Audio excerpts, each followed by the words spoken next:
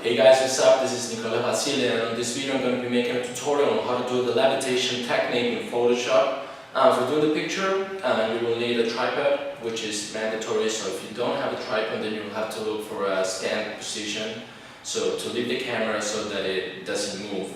Very important. Then you will need a camera, which can be a point and shoot, a DSLR, a digital camera, whatever. And you will need Adobe Photoshop for the software and Adobe Lightroom. And if you don't have Adobe Lightroom, then you can still do the color correction in Photoshop, so don't worry about that. Okay, so let's see how the process goes. Okay, so we are here in the computer, and I have taken all these pictures in order to make the levitation effect, which is kind of like this. This is what we want to achieve. So, well, as you can see, I took all these pictures. There are 17 total. So what you're gonna do is first put the camera in a position that it doesn't move, the tripod in an angle and the position that you like, and then you can move it throughout the whole process.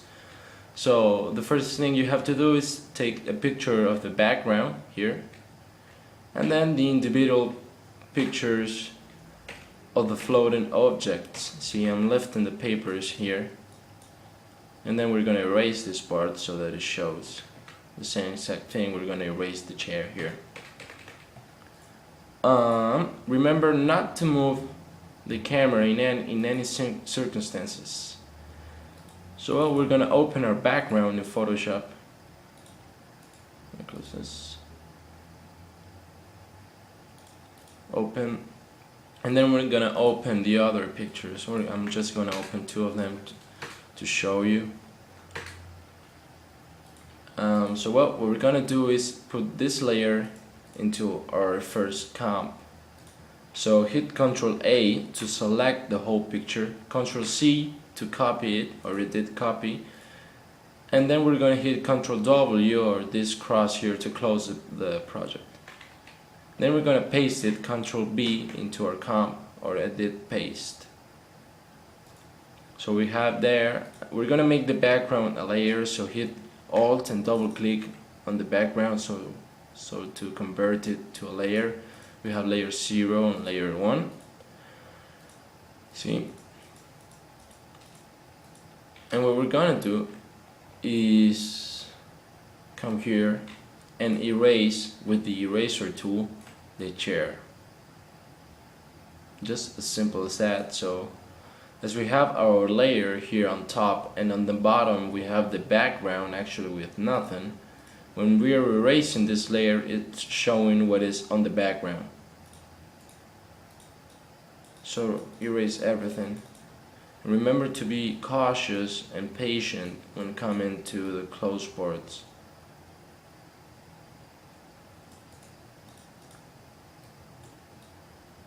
Then with a soft brush, a small soft brush, erase. And okay, it goes like that.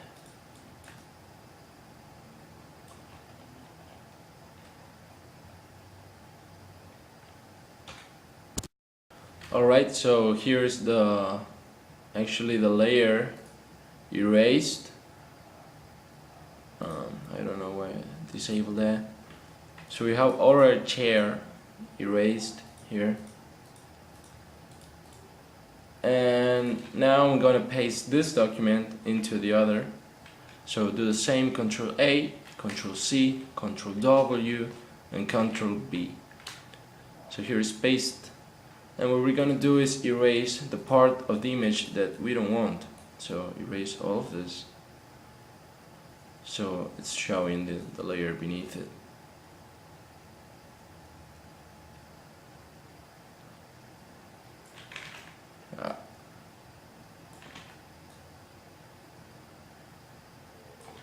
So you gotta be careful here, because if I erase too much it's gonna show actually the paper there. So what I'm gonna do is erase up to here, and I'll have to erase that there.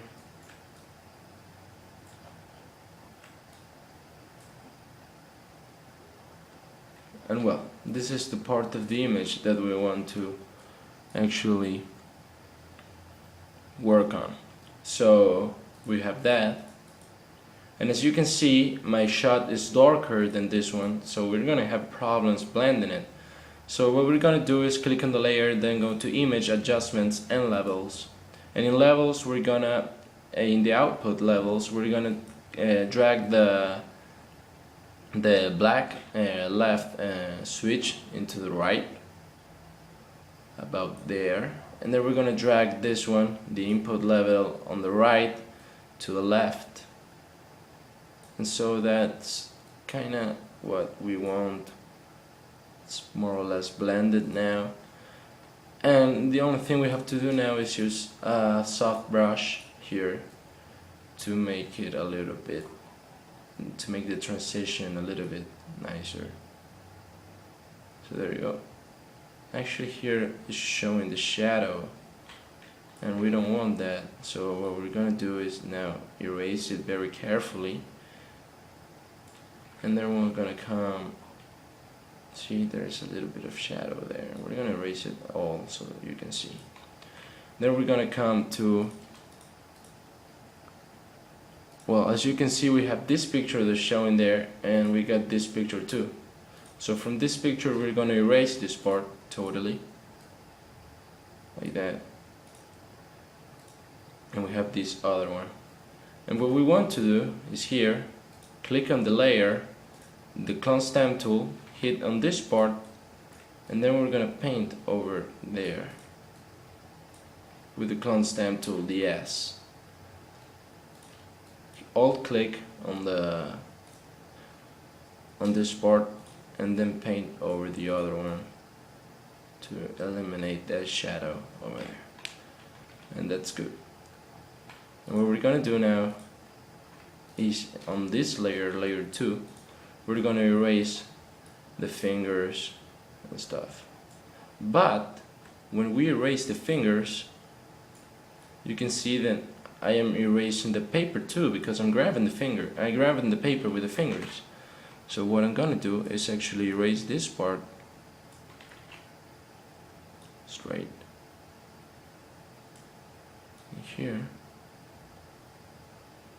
and the paper form is still there,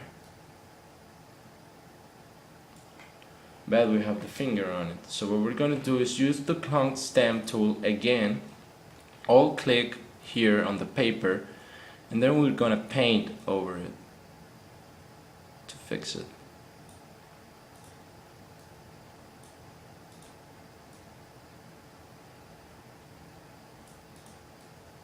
Don't worry if you step over, because then you can come and erase that part.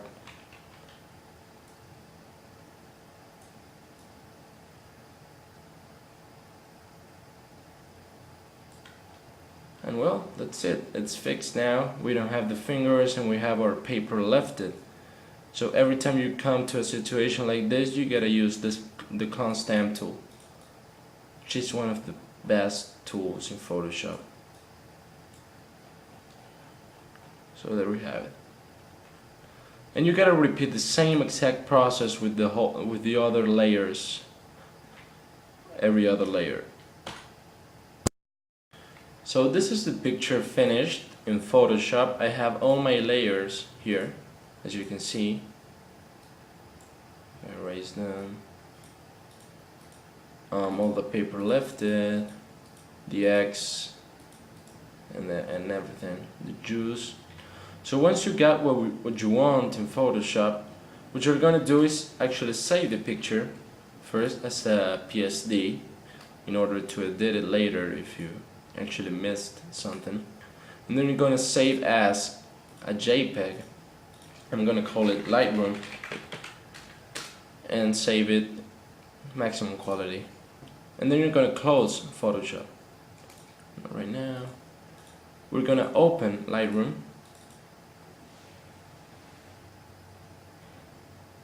and what we're gonna do now is import to our library the picture we just saved. So here, Lightroom, and import. Double click, and we're gonna come to the develop tab, and we're gonna punch up the clarity to about 70%. This really depends on your picture, depends on your highlights and your shadows, so actually you can vary these results of clarity. If you don't want the effect, you can leave it at 0. I'm gonna give it about 70, but as you can see we have some dark areas right here. So what I'm gonna do is, to make the effect nicer, we're gonna punch up the shadows to about a 40%. So well, as you can see, let's see here, we have some enhanced details and lightning right here. See?